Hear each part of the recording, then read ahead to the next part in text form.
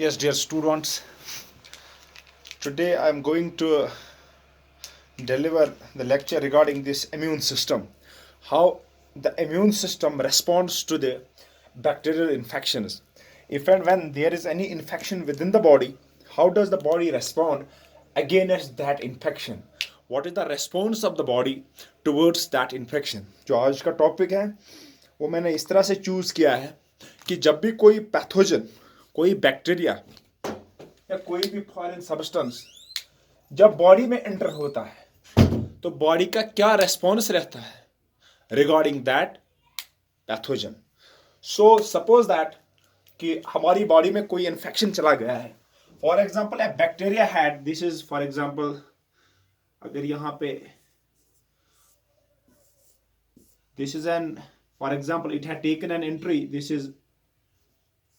Is mouth and this is nose from here, either from the nasal tract or from the mouth.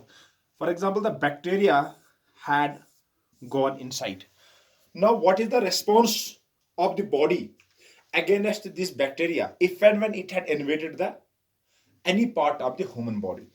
Now there is a system, that is immune system, and immune system help us in fighting against the diseases. If and when there is any infection or foreign substance entering the body develops a response against that. Then how exactly the response is developed, it is to be discussed here. That कि जब भी ये bacteria अंदर आ गई है, it will attack itself to the mucosal wall of the throat, और उसके बाद जब यहां से ये बैक्टीरिया एंटर करेगा किस में, for example this is pharyngeal wall, और इसके बाद ये लोकल टिश्यू के अंदर जाएगा.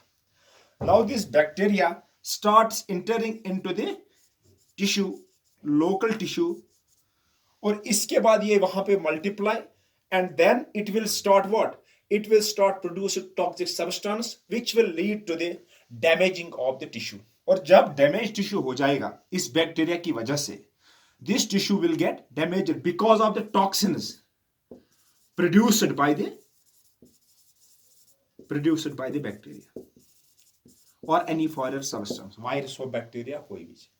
जब ये टॉक्सिन, तो इसकी वजह से जो यहां पे ये डैमेज हो जाता है टिश्यू, और यहां से इस टिश्यू, हर एक टिश्यू में वास्कुलर सप्लाई होती है, there is a vascular component, यहां पे ब्लड सप्लाई होती है.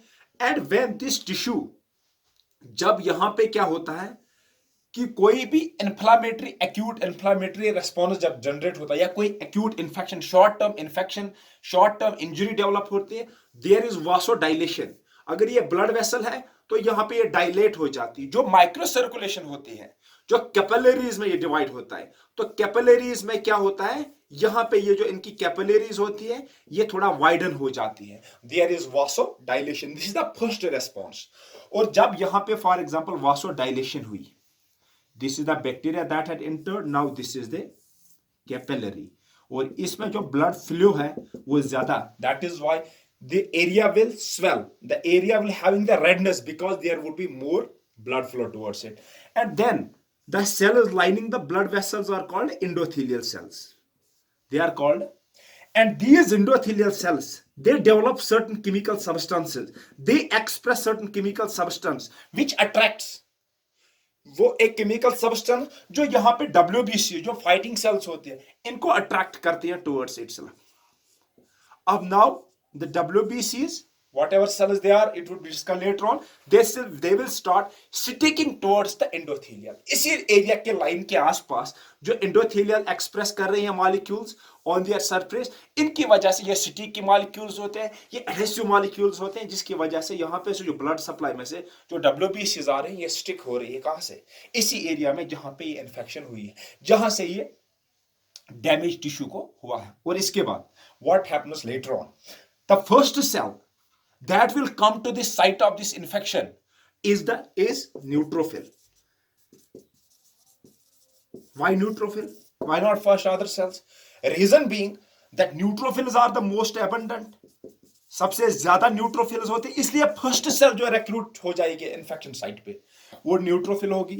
ये सबसे ज्यादा मोटाइल है, मोटिलिटी इनमें ज्यादा है, ये ज्यादा चलती है, मूवमेंट दिखाती है एज कंपेयर टू डायबिटीज से ज्यादा दिखाती है, इन्वेड करती है, जिसको हम कहते हैं.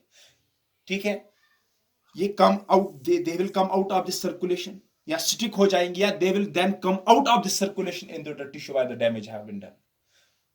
ठीक है। और इसके बाद तीसरा, द कीमो अट्रैक्टेंट, जो फर्स्ट कीमो अट्रैक्टेंट डेवलप होता है, जो कीमो अट्रैक्टिव सब्सटेंस होते हैं वो सबसे ज्यादा अट्रैक्ट करते हैं, जो पहला सब्सटेंस होता है सबसे पहले वो फॉर न्यूट्रोफिल जनरेट होता है, जिसकी वजह से न्यूट्रोफिल सबसे पहले पहुंच जाते हैं। तो neutrophils are the first cells that come to the site of injury, और the first cells that come to the site of infection, और इसके बाद they will move inside, and once they will move into the tissue. अगर मैं इसको यहां से इस एरिया को बड़ा करूं, ये एरिया यहां पे है, दिस इज द सर्कुलेशन, ये वासोडाइलेशन हुई है, और यहां पे ये बैक्टीरिया मौजूद है। Now the first cell that will move out, it is the neutrophil. It is definitely multilobed. Whenever you are showing a cell with multilobed international, except it's a neutrophil, then neutrophil will start secreting certain chemical substances. Neutrophil ही आप कुछ chemical substances attractants develop करेंगी जो other cells को towards the site of infection reinforce other strong cells को। इस cell whenever it will start off fighting with this macrophages और neutrophils, जो भी सेल्स होंगे वो इसको डाइजेस्ट करेंगे, लेकिन जो ही ये इसको अटैक करनी चाहिए इस बैक्टीरियम को, दिस न्यूट्रोफिल, ये न्यूट्रोफिल इसके साथ साथ में कुछ केमिकल सब्सटेंस रिलीज करेंगे जो बाकी cells, specially stronger cells, hardy cells को वहां पे रिक्रूट करेंगे, and that are the macrophages. Now macrophages are invited by the neutrophils towards the site of infection. और इसके बाद जो जो माइक्रोफेज क्या होता है, बिग ईटर्स, बट जो ब्लड में सेल्स होती है उनको हम कहते हैं monocytes, and once these monocytes are recruited towards this site of injury, they are called as macrophages. Once they enter into the tissue, जब भी मोनोसाइट एंटर टिश्यू हो जाएगी, टिश्यू में आ जाएगी, then it is called macrophage. Now it's a big eater. You can show this macrophage with bean shaped nucleus आप बना रहे हो, एक रेगुलर बाउंड्री आपने बना दी, सेल बाउंड्री, उसके अंदर आपने न्यूक्लियस बना दिया bean shaped, it represents it's a macrophage. Now monocytes are macrophages but within the tissues. They are circulating macrophages, or they are circulating monocytes. Once they are invited to enter into the tissue space where the infection have had taken place, then definitely they turn to become macrophages, big eaters. Now there is a different process. How exactly now the immune response is exaggerated. अगर मैं neutrophil को बनाऊं यहां से अलग से, this is neutrophil surface, okay, और इसके बाद जो न्यूट्रोफिल होती है, ये this is its multilobed nucleus, okay, और इसके बाद जो ये इनगल्फ करती है, the most important is the phagocytosis. जो ये बैक्टीरिया में इसकी फेगोसाइटोसिस, इसका ये अंदर जाएगा, वॉल को अंदर करेगा और फेगोसाइटोस करेगा किसको, इस बैक्टीरिया को। This is called phagosome. ये आपको मालूम होना चाहिए सेल बायोलॉजी। जब ये एंटर करेगा तो इस स्ट्रक्चर को जिसके अंदर बैक्टीरिया है इसको कहेंगे फेगोसोम। और इसी न्यूट्रोफिल में लाइसोसोम होता है, lysosomal granules, and they release the destructive enzymes, जिसकी वजह से माइक्रोब डिस्ट्रॉय होता है।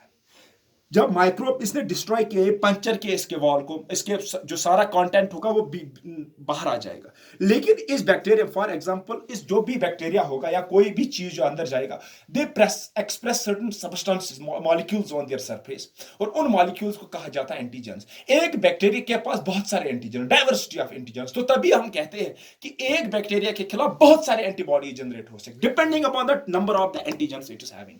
For example, if I am showing here 5 type of antigen. It is a bacterium. It is having star-shaped antigen, triangle-shaped antigen, and circular antigen. So accordingly, 3 type of antibodies will be developed later. But up to here, कि neutrophil आ गई, इसने इसको engulf किया, जो cell को engulf किया और इनको रिलीज कर दिया बीच में।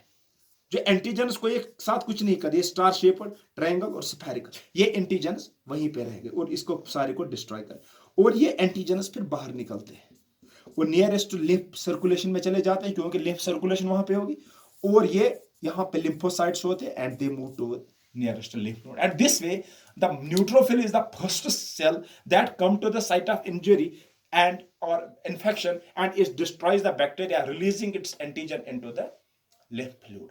यहाँ तक this is the role of the neutrophil. But the second cell that had been recruited there by the neutrophil is macrophage, and they are the most advanced cells. They are having some kind of professionalism. They deal with the foreign substance with professionalism and with formal and professional way. They process the antigens rather than to lead the antigens free into the lymph circulation, than to present to the lymph node by other mechanism, how they are destroyed their own.